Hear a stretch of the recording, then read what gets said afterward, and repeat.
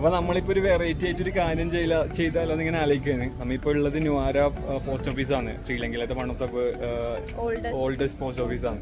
അപ്പൊ ഇവിടുന്ന് നമ്മൾ UAE-യിലേക്കും ഇന്ത്യയിലേക്കും പോസ്റ്റിലേക്ക് അയച്ചാലോ, ഒരു പോസ്റ്റൽ ലെറ്റർ അയച്ചാലോ എന്ന് ആലോചിക്കുക. അപ്പോൾ എത്ര ദിവസം എടുക്കും? പിന്നെ ഒരു ഏറ്റവും പഴക്കമാർന്നൊരു പോസ്റ്റ് ഓഫീസിൽ നിന്ന് ലെറ്റർ അയക്കുന്നത് ഒരു വെറൈറ്റി അല്ലേ എന്നിങ്ങനെ ആലോചിച്ചു. അപ്പോൾ ഇവിടെ വന്നപ്പോൾ അത് ചെയ്യാൻ പറ്റുമോ നമുക്ക് ആദ്യം നോക്കാം. ചെയ്യാൻ പറ്റുവാണെങ്കിൽ നമ്മൾ ഷുവറായിട്ടും ഇന്ത്യയിലേക്കും എൻ്റെ വീട്ടിലേക്കും വിവേകൻ്റെ വീട്ടിലേക്കും പിന്നെ UAE-യിലേക്കും നമ്മൾ താമസിക്കുന്ന സ്ഥലത്തേക്കും ഒരു ലെറ്റർ എഴുതാൻ നോക്കാം. ഇത് 1894 ബ്രിട്ടീഷുകാർ പണിത പോസ്റ്റ് ഓഫീസാണ്. One of the oldest in the world എന്ന് തന്നെ പറയാം. Anyway oldest in Sri Lanka.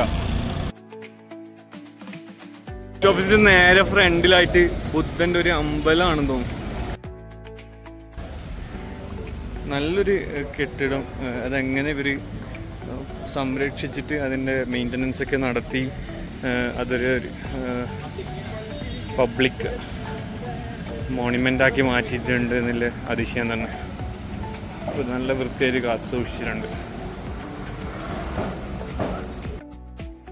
Can we send post from here to India? Yeah. Yeah. You can. What to do? What's the procedure? You can send postcard. Postcard? Yeah, later. Okay. Okay. You can buy postcards over there. Postcard from here.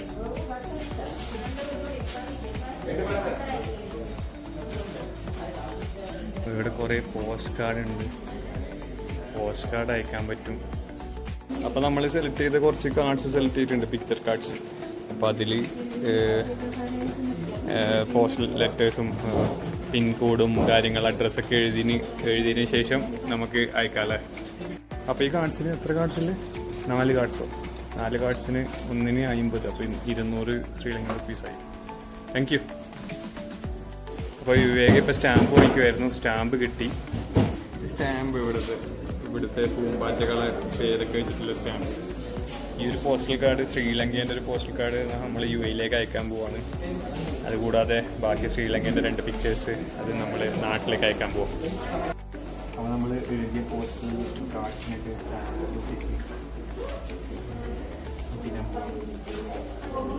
രണ്ട് സ്റ്റാമ്പുണ്ട്. ഒരു കാർഡിൽ ഒരു stamp, നല്ല 2 stamp.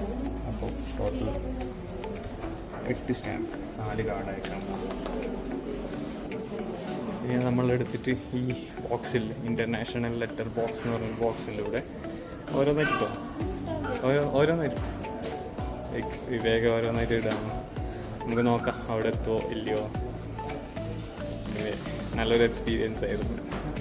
ഇപ്പോൾ local letter ബോക്സിന് വേറെ ഒരു box ഉണ്ട്. ഫൈനലി നമ്മളത് ചെയ്തു. നോക്കാം നാട്ടിലെത്തുമോ ഇല്ലയോ എന്നതിൻ്റെ കാര്യം നമുക്ക് നോക്കാം. അപ്പോൾ ഇതൊരു വെറൈറ്റി ആയിട്ടുള്ളൊരു എക്സ്പീരിയൻസ് ആണല്ലേ.